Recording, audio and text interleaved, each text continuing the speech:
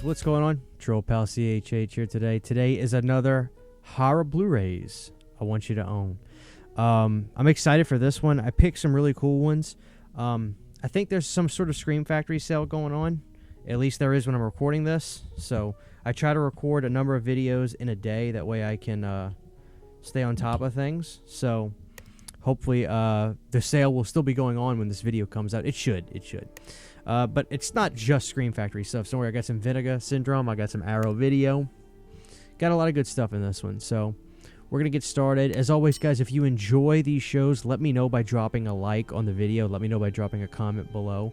Because I want to bring you people what you enjoy. So if you enjoy these, you best believe I'm going to keep doing them. I know you guys love these, though. So without further ado, we're going to get started, guys. Now, this is a movie people have been requesting me to put in the list for a while. And every time I see it, I say to myself, they're so right. I need to put that in there. One of my favorite movies in the Amityville series is Amityville Dollhouse. And I have talked about that in a horror Blu-rays I want you to own. Amityville Dollhouse is just an incredible film. It's an incredible film. It's really fun, 90s, but it pushes the boundaries. There's some really creepy zombie makeup effects in there with the kid's dead dad, the soldier. Just freaky stuff. But everybody always says, Christian, what about Amityville 1992? I enjoy that one more. Well, I'm here to say, yes, it's great. I love this one. This one has Dick Miller in it. That tells you half of what you need to know right there. Amityville 92 is really good. Let me read you just a little bit of this. Jacob Sterling, a hotshot architect, has just returned home from his latest business trip, back to the placid Southern California suburb in which he lives, with a surprise, an ornate old clock he rescued, it's about time, out of a soon-to-be-demolished mansion in Amityville, New York. With the clock newly placed in Sterling's mantle, he and his family begin to change, ever so slightly at first, into something evil and very deadly. As soon as a malevolent force starts to make its presence known throughout the quiet suburban community, winding its gears to bring about a seemingly unstoppable demonic force. I can't speak worth a crap. Great movie. Really fun. And obviously, if you don't know what year it came out, it tells you. Amityville 1992. It's about time. I would say this one is as good as Dollhouse. A lot of people probably prefer Dollhouse. I mean, 1992's It's About Time over Dollhouse. To me, they're very, very close. They're neck and neck. It just depends on the day. But yeah, people were right. Or they are right. I always liked Amityville It's About Time. I just really was a big Dollhouse fan, so I found myself talking about that one a lot. But when the reality is, people love Amityville 1992 It's About Time, and I'm here to echo that sentiment. It's really great. Now, I regret every day of my life not grabbing the Amityville the Amityville box set that they put out, which is in this. It's a house. I was told at the time that the movies weren't good, so I never got the box set, and I regret that. You know, it's one thing if somebody tells you don't watch something or don't buy something, but see the movie and see it fast. That way, if you like it, you could say, "Oh no, I want to get that." You can make up your decision. I regret that every day not grabbing the box set. If they ever bring it back in stock, I want to get it just to have the box set. You guys know what I'm talking about, right? It's that Vinegar Syndrome Amityville box set. It's gorgeous. I always liked it. I really like it. I wish I would have gotten it. Next up, guys, we're going to do a little Stephen King action. I'm a big Mick Garris guy. I always have been a big Mick Garris guy. Mick Garris is the director that did a lot of work with Stephen King. He did The Stand, the TV movie. It's one of the biggest TV movies ever in terms of viewership and the cost of the movie. It's fantastic. The Stand also has the best use of Don't Fear the Reaper in anything I've ever seen movie-wise. Undeniable. It even made this Don't Fear the Reaper a top 10 single, I believe, or at least it was top 40. I know it was a single again in 1994 because of its use from The Stand. But the one I want to talk about is Stephen King's Sleepwalkers, directed by Mick Garris. Always liked this movie. I don't think this is going to get a 4K or anything. I wouldn't anticipate it. I could be wrong, but I love this Blu-ray release. Sleepwalkers I think it was adapted for the screen. It wasn't a book. I think it was adapted for the screen. Written by Stephen King. Yeah, I'm pretty sure. I could be off on that. Maybe it was from one of those short stories, those Stephen King short stories, like Night Shift. But I think he just made this a screenplay. Great movie. You've got a little segment with Luke Skywalker in here. Mark Hamill. You got some fun kind of effects in here, but you've got a great lead. She was a girl from Twin Peaks in here. She's great. And it's just a fun, cozy, early 90s horror film. it's something you could throw on a rainy day and just have a good time watching. It's so rewatchable. I've always been a fan of Sleepwalkers. I think this was one of the biggest movies in the movie theater when I was born, too, which is really cool. I feel a connection with Sleepwalkers. And in terms of artwork, this was done by Devin Whitehead. It's some of the best Scream Factory art ever. I just love this movie. Always have, always will. So Scream Factory Sleepwalkers is a great release. I highly recommend it. Get that, guys, Sleepwalkers. And I think you can reverse the art. Let's see. Yeah, well, you can, but I never did. Let's just do it real quick. Let's reverse the art.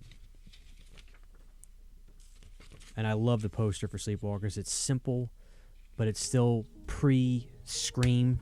So it's not the floating heads. They're really not floating, but there's your artwork you can reverse for the old school. Yeah. I think everybody has a memory of this film, whether seeing the VHS at the video store or maybe seeing just promotion for it or on TV. It's a fun movie. I've always been a big Sleepwalkers fan. Just love it. Next up, guys, this is probably one of the most fun, rewatchable 80s movies of all time. You've got the great Tom Atkins in here. You got the director Fred Decker, who's made two of the most... the relationship that the viewers have with these movies is unparalleled. Decker had this gift of making movies during that time that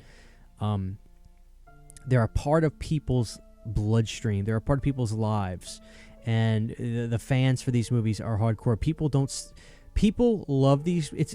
I feel like everybody that has seen these movies loves these movies. And the interesting thing is there's not even a shred of a negative remark people give these movies. The one I'm talking about is clearly Night of the Creeps right here. This is Tom Atkins. Such a fun movie. One of the most entertaining Night of the movies, hands down. This is the slipcover that... I think there's a slipcover that's like kind of like the original style artwork with the guy, zombie in the window, and this is the one I got that came with the poster and everything. But I like the artwork. Okay, so check that out. Yeah, there's a version you can get with the slipcover was this. Now, I don't know if that was a store exclusive. I don't know if that was an online exclusive. I just remember pre-ordering the bundle that came with this slipcover in the movie. But I want to see if it's got the artwork. Yes, it does. I'm gonna do this for you guys right now. I used to not like this artwork. Now I've fallen in love with this artwork. Let me show you. I love this artwork. This is the and there's like 3 posters for Night of the Creeps. There's a poster with a zombie hand coming through a door. There's a poster of that zombie guy standing in the window like I just showed you. And then there's this poster. The couple in front of the sorority house gunning down all the mutant zombie leech people. I love this artwork. I've grown to really love it because I think this really captures the vibe of the movie the best. So yeah, I love this. I want to get a 24 7x40 poster of that Night of the Creeps. Just a great movie, guys. If you haven't seen it, I can't describe to you how much fun you're going to have with this. Just unbelievably fun. An unbelievable good time. It's so fun. Tom Atkins is so good in it too. I mean, he really is an anti-hero. If you like him in Halloween 3, you really ain't seen nothing yet. I think with Night of the Creeps, you get to see Tom Atkins just being Tom Atkins and having fun. So you're going to love that. Next up, guys, this was a movie that I hadn't seen before until Scream Factory released their Blu-ray of it. I'm pretty well versed in the late 90s horror era, if you will. But what I really liked about this film is it really kind of falls out of the style of the post-Scream, where things were kind of going in a certain direction. This movie is really more early 90s in terms of themes as opposed to late 90s, but it's very thematically late 90s. This movie's incredible, guys. I'm talking about Idle Hands. Idle Hands is about... let me just read it to you. The devil will find work for idle hands to do. So what happens when he chooses the laziest teen slacker in the world to do his dirty work? Anton Tobias is a channel-surfing, junk food-munching, couch potato burnout who can't control the murderous impulses of his recently possessed hand. With the help of his zombified buddies, Mick and Nub, Anton's got to stop the rampaging devil appendage before it takes total control of his life and ruins any chance he has with class hottie Molly. Vivica A. Fox and Jack Noseworthy co-star in this wickedly fun horror comedy. It is really fun. It's kind of got like it's like Evil Dead meets American Pie. That's really the best way to describe it. Super fun, and it's so antithetical to like the post-Scream slashers. It's just like, hey, we're not gonna dare try to be serious, and we're not gonna dare try to be that. Like, you got the urban legends, and you've got the Valentines and other movies during that time that, like, were trying to be just serious slasher films. They had funny moments in it, but, like, the themes of it were serious. The killers were serious. This is just this wild, rambunctious, Evil Dead American Pie movie. I love it. I love Idle Hands. I'd give this movie, like, 4 stars, 4.5 stars out of 5, just in terms of fun. And the ending was really funny, too. So... Okay, next, guys. I didn't think I was going to be a big fan of this movie. So the story goes that John Carpenter had some offers with Universal for movies to do, but, you know, the thing tanked. So Universal pulled the rug out from under him, and they gave this movie to Mark L. Lester. Quite frankly, I wouldn't change fate because John did okay. All his movies became very, very successful years later. He's now a legend, a living legend. And the guy who directed this, Mark L. Lester, did a sensational job. This has become one of my favorite Stephen King movies. I'm talking about Firestarter. Firestarter is sensational. This was a young Drew Barrymore. But what really won me over about Firestarter was the fact that we had the great George C. Scott in here. George C. Scott plays a really great role, and he wears an eye patch in the movie, which is really just weird for him, but it works. This was a gorgeous Blu-ray. This was a great movie. Really compelling. I really enjoyed it.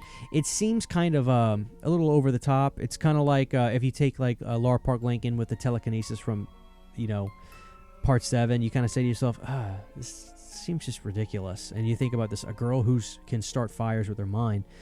It's actually really good.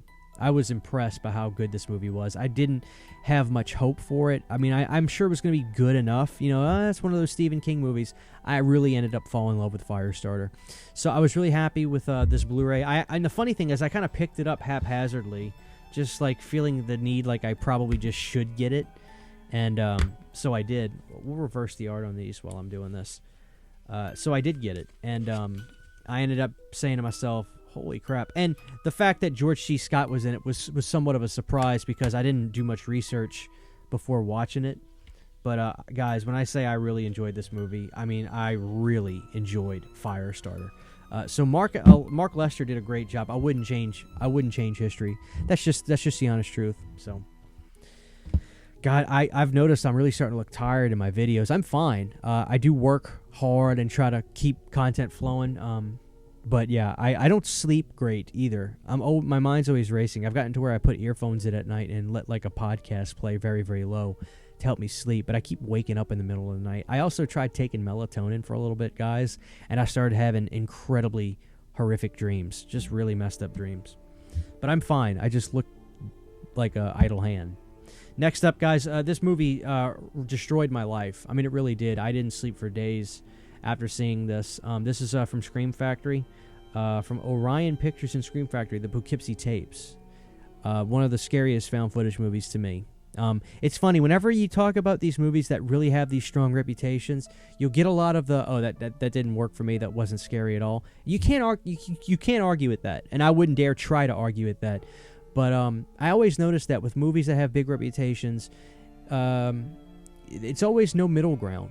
You're either going to hear people say, oh yeah, I'm with you, the Poughkeepsie Tapes was really powerful. I mean, it really messed me up too, Christian. Or you'll hear, this didn't bother me at all. You never really hear, I thought it was okay. You know, you never hear that with stuff like this.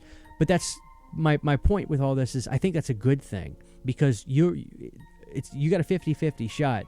You're either going to say, okay, Christian's saying this movie was really effective, let me try it, and you're either going to love it, or you're going to say, it missed the mark for me, Christian. But you got a 50-50 shot. Isn't that cooler than if I just said, you might like it? No, you're either going to love this or you're not. The Poughkeepsie Tapes to me is just really creepy. It always creeped me out. And it's almost, they almost performed some of this stuff too realistically, and the masks that the guy would put on the women when he was about to really hurt them in those basements. It's, man, it's a messed up found footage movie, the Poughkeepsie Tapes. Watch it and let me know what you think. That's from Scream Factory. I don't know if that's out of print or not, but for some reason I have a feeling you can probably get it pretty cheap. Next up, guys, I saw this movie in the theater, and I figured, you know what, let's talk about this. This is a movie called You're Next. You're Next was really, really good. So it's basically like a hunt down movie. You've got this couple that are going to a family get together for like a big dinner. I don't think it was Thanksgiving or something like that. But basically, all of a sudden, they're hunted in their own home. You see arrows coming through the house. Somebody gets hit, and like they're being hunted. And I really love this movie. I saw it in the theater. I feel like it came out of nowhere. I think it was shot in 2011 or something, and then it like did really well at some kind of festival, and then it went to theaters in 2013. It ended up being a really good movie. So you've got these guys with these kind of animal masks on, and our star is this girl right here, and she has to really rise to the occasion in the film. It's just really, really entertaining. And this is when they were putting those stupid stickers right on the front, and it was so sticky, it just pulled some of the image off of my slipcover. So that's why my slipcover is just ripped right there. I can't help it. I mean, it's not the end of the world, but yeah, guys, really, really good movie. You're Next. If you don't own it, it's a good-looking Blu-ray. I really liked it, and it's got cool special features. It's got No Ordinary Home Invasion, the making of Your Next featurette with audio commentary, director Adam Wingard, which should be a popular name to people. It's also got another audio commentary with two audio commentaries with Adam Wingard with different people, and Barbara Crampton is on it. So this movie's kind of famous for Barbara Crampton getting her start back into the movie world. She had taken a number of years off. She became a mom. After Castle Freak, she didn't do a whole lot. Then these people were like, we need to get Barbara Crampton back in the mix. We loved her in the 80s and 90s horror, so let's get her back. And she did this movie. It was very successful, and Barbara Crampton hasn't stopped since. So this is kind of like this is her comeback movie. You know, this is her Alice Cooper's Trash, if you will, her comeback record, or you know, you can look at it like some kind of big comeback, because that's what this is. And she's great in the movie. She's so good that like I really didn't. I had seen, by that point, I had seen a lot of the stuff I loved her in. She's in the beginning of Puppet Master. She's in Castle Freak, Reanimator, From Beyond, all that stuff. So by the time I saw that, she was so good at her role, I didn't really recognize her at first. You know, it's not like, oh, they got Barbara Crampton here and she's going to be Barbara Crampton. I mean, no, she played a mom, and she was great. So I really recommend that movie. Next up, guys, this is one of the best 80s horror films on the planet. You can call it a horror film. Some people will say, oh, it's a thriller. Whatever. I don't have time to argue with you guys. Still love you, though. But I'm talking about Terry O'Quinn's The Stepfather. Holy shit. I mean, this guy is incredible. And what you see on the front, this opening scene, this is put out by Shout Factory, by the way, guys, not Scream Factory, which is interesting. This came out in It might have came out right at the time Scream Factory was a thing, or right before it. I'm not exactly sure. There's not a year on the disc. Usually they have like a manufacturing year. I don't know. I can't find a year anywhere on here. Oh well. I'm not going to spend too much time on it. But yeah, so The Stepfather. I had seen the remake a few years ago. And then I was like, I never saw the original. So I picked this up and I was blown away. This is one of the best performances you'll ever see in a movie like this. So The Stepfather is about this guy that literally changes his appearance after he murders her family and it's like a Ted Bundy guy, right? You know, like he's Mr. Cool, the ladies dig him, and then he's cunning and he'll have fits of rage. And yeah, the opening scene, you're in this house and everything seems hazy and you're trying to figure out why. Then you go up to the bathroom when he's taking a shower and you see what's going on, and there's this haunting shot of the family in this house. This is going to be one of the best movies you'll ever see from the 80s, in my opinion. Just incredible. Terry O'Quinn killed it. I like Stepfather too, but in terms of just like this unparalleled sheer anxiety, Stepfather's great. Because it's one of those movies where you, the audience member, you're behind the eyes of the killer during this time. So the opening scene, you're seeing what Terry O'Quinn's doing, and then you see him become a part of this new family, and you want to just yell out to the family like, he's a killer, but you can't. So it's really just an anxiety-inducing movie for the audience member, but so good. So good. I really, that's a 5-star film. Stepfather. No doubt about it. Next up, guys, number 9. I want to get you guys checking out some more of the found footage genre, and I think the stuff's worth owning because for some reason, to me, they're just remarkably rewatchable. Unfriended. I did a short on Unfriended 2, but I want to talk to you guys about Unfriended. And I actually did Unfriended 2 in a different video, so you'll hear more about that. But I think this one's going to be a bit easier for people to get into. I really credit this film for doing something cool. I feel like this was a big part of pushing the found footage genre into that technology way with the Skype and the FaceTime. And I think that's really important for the people that say, you know, Christian, I would like to watch a found footage film, but the shaky stuff hurts my eyes. I get sick. This is the antidote for you. And there's so much you can do with this type of subgenre of found footage that I'm excited about. I even have a small idea about a found footage movie I want to make using these techniques. It's a very loose idea. I'd have to see who I can do to film it with and that sort of thing. But it's a small idea I kind of want to do one day, is make my own found footage movie using these techniques. But I actually really like Unfriended. It's anxiety inducing. Like, I like these movies that you're just like, oh man, like, what the hell is going on? Who's behind all this? And there's a really disturbing shot of this poor girl drunk at a party, and she relaxed a little too much while she was asleep, if you know what I'm saying. And if bathroom stuff grosses you out, you'll never forget this shot in this movie. That's the only way I can put it. It's a disturbing shot, very disturbing. But I like it. I think you should check this out. Unfriended, pick it up. This is the days of the ultraviolet stickers. I like that. That's old school. Last but certainly not least, guys, and I'm going to give you guys a tip on something. Because I had to do this with this movie.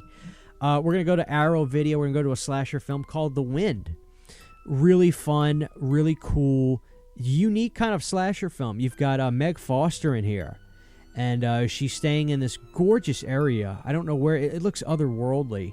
And all of a sudden, there's a guy going after her. It's pretty straightforward in terms of the story itself, but the scenery in this is what makes it stand out so much. The Wind, really fun movie. It's an interesting watch for sure.